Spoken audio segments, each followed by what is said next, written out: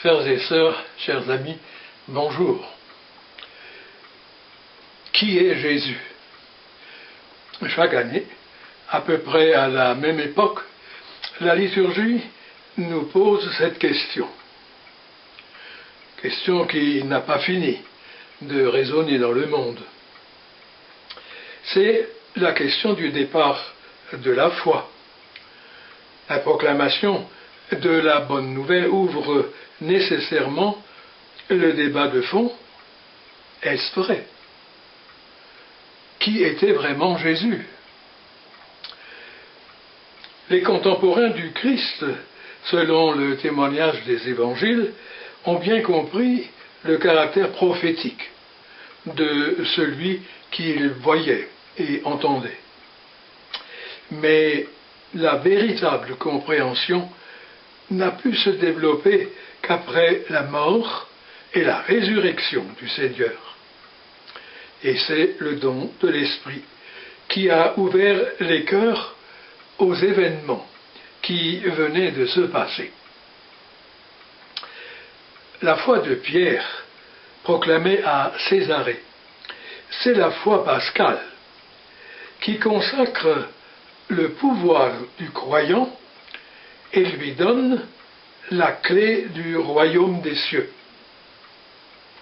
Je sais, dans la tradition chrétienne catholique romaine, on a compris ce passage comme fondant l'autorité apostolique du pape, des évêques, en matière de remise des péchés. Soit, Matthieu songe moins à une prérogative attachée à une fonction qu'à l'Église entière que Pierre représente. Il parle de l'enracinement de cette Église, de cette communauté de croyants, dans l'attachement personnel à Jésus, Christ et Fils du Dieu vivant. Seule la foi au Christ donne vraiment l'accès au royaume et elle est don du Père.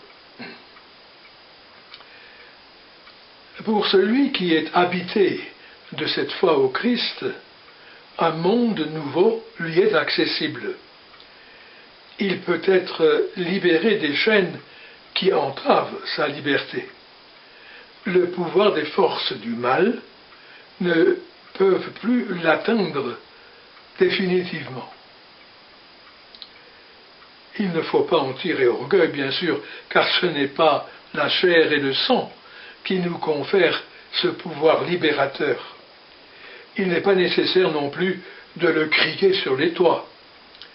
Il faut surtout en vivre et prendre sa place dans l'enfantement lent, mais certain, des cieux nouveaux, de la terre nouvelle. Nous pouvons bien le dire avec l'Évangile, « Heureux es-tu Pierre, tu as trouvé le Messie, tu as suivi Jésus, tu as aimé sa parole et sa bonté, tu as reconnu en lui le Fils du Dieu vivant. »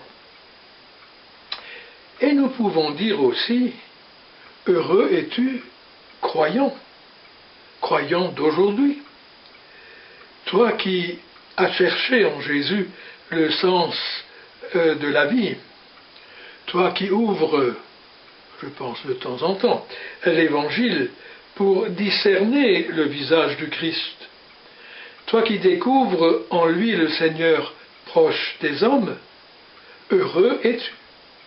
Si ta foi t'a mené vers tes frères et sœurs pour les délier du mal, pour les lier les uns aux autres, pour que recule la haine et que progresse la solidarité entre les hommes.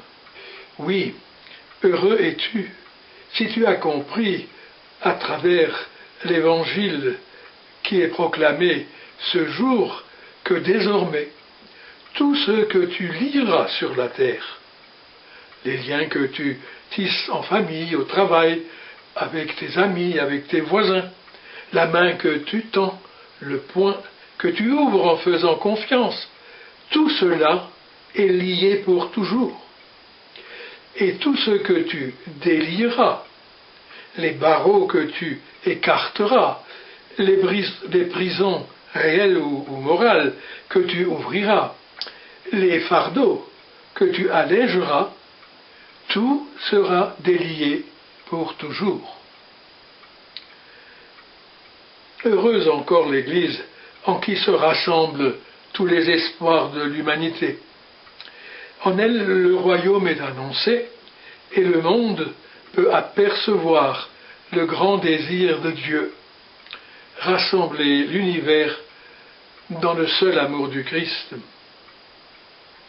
Quelle profondeur dans la sagesse de Dieu, lui qui a pris place dans l'histoire humaine, lui qui a confié son œuvre à ses créatures.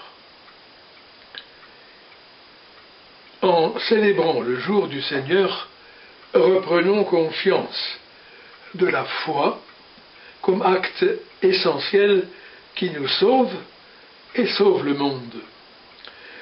Redécouvrons nous aussi la foi comme don du Christ au monde, car l'appel qui a suscité en nous la foi nous conduit vers les hommes afin de prolonger dans l'histoire humaine les fruits de la Pâque. Heureuses les communautés, les assemblées du dimanche qui chantent la louange du Christ ressuscité. Amen.